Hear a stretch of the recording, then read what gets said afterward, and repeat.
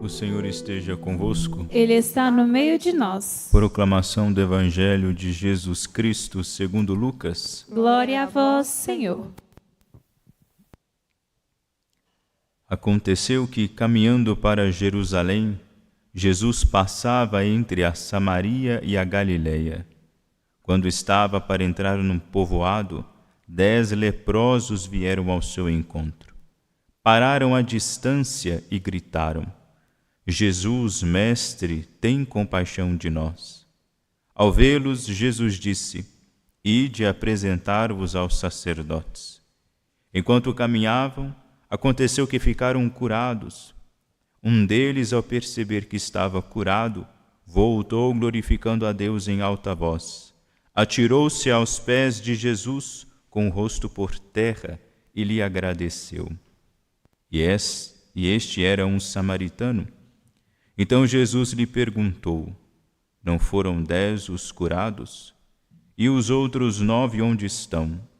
Não houve quem voltasse para dar glória a Deus, a não ser este estrangeiro? Disse-lhe: Levanta-te e vai, tua fé te salvou. Palavra da salvação. Glória a vós, Senhor. Caríssimos irmãos e irmãs, hoje o Evangelho nos atesta uma vez mais essa generosidade que é própria do Cristo no seu apostolado, melhor dizer, na sua evangelização, no seu anúncio da Boa Nova, que no final das contas é Ele mesmo. É nos apresentado a figura desses 10 leprosos, esses homens que padeciam dessa doença triste, terrível, uma doença ingrata. A pessoa, naquele tempo, havia-se um medo terrível, havia um grande tabu por conta da lepra. As pessoas eram expulsas dos seus vilarejos, expulsas de suas casas, expulsas do convívio civil, eram jogadas para os cantos, as ruas, as vielas, eram intocadas. Na verdade, mais do que isso, não se podia nem sequer aproximar delas. Elas tinham que andar com as roupas rasgadas, mal vestidos, andavam sujos, e ainda com uma espécie de campainha, para que as pessoas, ao escutar que se aproximava um leproso, elas se afastassem, tomassem um outro caminho para não se aproximar desse tipo de gente. E eles, claro, são merecedores de compaixão, evidentemente, porque estão numa situação lastimável. A morte está iminente. A lepra vai corroendo eles até consumir, por fim, a vida. E eles não têm outra escolha, não têm outra opção, não têm para onde correr, a não ser o próprio Deus. O único recurso que os leprosos tinham era um milagre, uma cura milagrosa. E aqui eles encontram estão diante do Cristo. Cristo passa pelo lugar onde eles estão. É Cristo que passa. O leproso estava ali entre a Samaria e a Galileia. A Samaria, a cidade, o lugar onde ficou famoso pela prostituição da fé, em que a religião judaica misturou-se com tantas outras religiões pagãs, e a Galileia. Nós sabemos quão especial é para nós cristãos católicos a Galileia. Diga a eles, vai dizer Jesus a Madalena, que vão dirijam-se para a Galileia e lá me vereis. O lugar de encontro com Cristo, não é? O lugar do último encontro com nosso Senhor.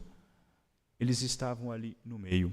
A gente sabe que a cura que Cristo realiza materialmente, no final das contas, é um sinal escandaloso, grandioso, daquilo que Ele se propõe a realizar dentro de nós. A cura da lepra sinaliza para nós o poder que Cristo tem de tirar mesmo essa feiura, essa rusga que corrói a nossa alma, chamada pecado. O pecado corrói a nossa alma, o pecado nos destrói. O pecado nos coloca fora da comunhão com Deus e com os nossos irmãos. O pecado, ele desfigura a nossa humanidade. Não é próprio do homem pecar, é um erro. Errar é humano. Essa frase está correta. Mas quando ela começa a mudar e o erro começa a ser confundido com o pecado, deixa de ser uma simples falha, ou seja, pecar é humano? Errado. Pecar não é humano. Pecar é um acidente, uma falha. Não faz parte da nossa natureza o pecado. É uma doença. Como toda doença, ela vem, e do mesmo jeito que vem, ela tem impossibilidade para ir embora. Nós fomos criados antes de pecado original, antes de tudo, nós somos criados no estado de graça. Nós convivíamos com Deus, relacionávamos-nos com Deus. Ele vinha e passeava no jardim. Ele coloca todo o seu bem-querer naquela figura que ele cria, no homem e na mulher. Domina, coloca sob o domínio do homem todas as criaturas e deixa que ele nomeie, não é? Deus, mesmo no estado de graça, primordial do homem, Deus fala com o homem, Deus se rebaixa ao ser humano, dialoga com ele, estabelece com ele uma relação. O pecado ele entra depois, é uma perversão posterior. Portanto, pecar não é humano. E não faz parte de nós o pecado, do mesmo jeito que uma doença não faz parte de nós. Ela tem que ser identificada e imediatamente tratada a fim de que seja curado. O pecado é a mesma coisa, ele tem que ser identificado. E ao ser identificado, a gente tem que dizer, como disse esses leprosos, Jesus, mestre, tem de compaixão de nós. Porque o pecado, sim, só tem um remédio, o remédio é Cristo. Hoje a lepra, hanseníase, ela tem tratamento. Hoje ela não tem mais esse peso como tinha há talvez uns 60, 70 anos atrás, como tinha também na época de Cristo e nas épocas anteriores, mas o pecado ainda continua tendo uma solução única, e essa solução é o próprio Cristo. E aqui o interessante, a lepra, ela não é aqui já o pecado mortal na nossa alma, entendamos isso, porque o pecado mortal já nos matou. Quem caiu no pecado, a pessoa já foi corroída, comida pela lepra. A lepra aqui, ela é o pecado, aquele pecadinho assim, vamos dizer, o pecado que rodeia, não o pecado que atinge. Isso aqui é uma frase que é dita para aqueles que são de dentro, para os católicos, para os cristãos, para os que creem no nome do Cristo. Porque o pecado rodeia, sugere uma coisa aqui, leve, pouca, a gente acata. Sugere outra coisa ali, leve, pouca, a gente acata. Quando a gente vê, nós já estamos não mortos, porém caminhando para a morte. Degenerados, com um aspecto asqueroso tal e qual dos leprosos, caminhando sim para a morte, com esse acúmulo de pecado aqui e ali. O pecado ele é grave, é uma coisa grave que nós cometemos, é um egoísmo, é uma falta de generosidade, é um fechamento do coração para aquele que nos deu tudo. Vou te dar um exemplo. Um filho, por exemplo, que sendo o que é, vivendo numa condição boa, saudável e etc., tendo um teto sobre a cabeça, comete um ato de ingratidão com o pai ou com a mãe, que lhe proporciona aquele estado de vida, esse filho ele está ofendendo o coração dos pais gravemente, e isso, humanamente falando, é um atentado horrível. Que coração é esse que não consegue reconhecer a bondade e retribuir minimamente aqueles que te deram a vida, não só a vida, mas a manutenção dela, que te proporcionaram uma cama para dormir, um alimento para encher o seu estômago, um teto sobre a cabeça? Com Deus é pior. Ele nos dá o ar que nós respiramos. Ele garante a nossa existência. E quando a gente se recusa a retribuir, com o nosso amor para com Ele, nós pecamos. Quando nós preferimos as criaturas que são inferiores até do que a nós, a Deus, quando nós fazemos essa inversão, a gente peca. A gente vira as costas para Deus, olha para o chão, quer se jogar as criaturas, satisfazer os nossos desejos mais baixos, enquanto Deus nos chama para coisas mais elevadas, coisas mais superiores, enfim. Essas pessoas estão entre a Samaria e a Galileia, ou seja, são almas que não estão nem lá na prostituição e também não estão lá na ressurreição, não estão lá junto com Cristo, não caminham para onde Ele aparece. Não assumiram nenhum compromisso. É gente que traz o nome de Deus na boca, pratica a religião, acomodou e não quer dar mais um passo. O leproso é aquela pessoa para quem chega o próprio Jesus e diz, olha, tudo bem, você está dando aí, você já deu um passo. Agora caminha mais 2 passos comigo. E o leproso diz, não caminha. É a tibieza que esfria a nossa alma, acaba com o fervor. A gente não tem que ser bom católico e bom cristão, não. A gente tem que ser santo. E para isso eu tenho que fazer um pouco mais. Eu preciso dar um pouco mais. Porque eu preciso demonstrar, retribuir a generosidade para com a qual Deus teve comigo. Para nossa surpresa, 10 são os que pediram a cura para Jesus. Ele vai e diz, vai lá, apresenta-se ao sumo sacerdote. Olha que bonito, os 10 vão se apresentar ao sumo sacerdote, demonstraram fé. Por que se apresentar ao sumo sacerdote? Porque na cultura judaica, a tradição deles, quando a pessoa era curada, não é, da lepra, ela deveria apresentar-se ao sumo sacerdote, depois de já ser curada, não antes. Eles ainda estavam leprosos, mas ainda assim, confiando na palavra de Cristo, os 10 vão. Tem fé? Claro, com fé. Vão lá.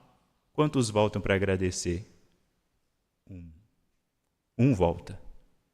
Ou seja, 10%. Quanto, né? Várias vezes o Senhor vai lamentar sobre Israel, quantas vezes Jesus, Deus, não é? A sua infinita bondade, oferece a cura, a libertação para Israel. E sempre uma pequena parcela mantém a sua fidelidade. Uma pequena parcela busca responder com generosidade o amor, o dom que Deus lhes concede, a libertação que Deus lhes concede. Pouco, 10% é que volta. E o que esse 10%, esse único que volta, ele recebe como recompensa? Levanta-te e vai, a tua fé te salvou. Pronto. E que não precisamos dizer mais nada. Cristo já disse, não é? Muitos são chamados, poucos escolhidos. Infelizmente, a cura, ela está aí. Deus, ele esbanja a sua graça. Deus esbanja os seus dons. Dá para quem o pede. A mão dele é generosa. Distribui com largueza aquilo que ele possui, aquilo que nos faz bem, aquilo que nós precisamos para alcançar a vida eterna. Mas quantos de nós retribuímos isso com estreiteza? É claro que sempre seremos estreitos para com o amor de Deus, né? Mas nem o mínimo esforço, né? Como uma criança, não é, que tenta, de algum modo, uma criança que não trabalha, tenta lá fazer um trabalhinho de escola para presentear seu pai e sua mãe no Dia dos Pais, não é? É claro que a gente sabe que aquilo ali não se compara a um presente, um carro, uma casa, etc., ou algo que nem se compara em questão de valor, aquilo que o pai ou a mãe poderia proporcionar à criança. Mas a criança se esforçou. Aquilo o pai olha, sabe que aquilo que ela oferece não tem valor fiduciário nenhum, mas o valor, né, emocional, afetivo que tem naquele presente, pequeno, sim, frágil, sim, é inestimável. O pai aceita de bom grado. A nossa relação com Deus é a mesma coisa. Ele sabe que em questão de valor, de proporcionalidade, de grandeza, nós nunca conseguiremos retribuir a Ele. Mas aquele trabalhozinho de escola que a gente pode fazer e oferecê-lo, Ele vai aceitar não aquilo, mas a nossa disposição interior, o nosso afeto, o nosso fervor, a nossa devoção e o nosso amor para com Ele, não é? Portanto, quando a gente pedir a Deus, Jesus, né, tem compaixão de mim, saibamos, Ele vai nos responder, Ele vai ter compaixão, mas em contrapartida, respondamos a Ele com generosidade. Ao invés de só receber dele os milagres, receber dele as graças, vamos dar a nossa parte, oferecer a Ele os nossos sacrifícios, as nossas orações, as nossas penitências, para que assim Ele nos diga também, não é? Vai, fique em paz, né? A tua fé te salvou. E muito mais do que a graça, muito mais do que a saúde, Ele nos alcance, nos conceda aquilo que Ele tem de mais precioso, que é a própria salvação. Glória ao Pai, ao Filho e ao Espírito Santo. Como era no princípio, agora e sempre. Amém.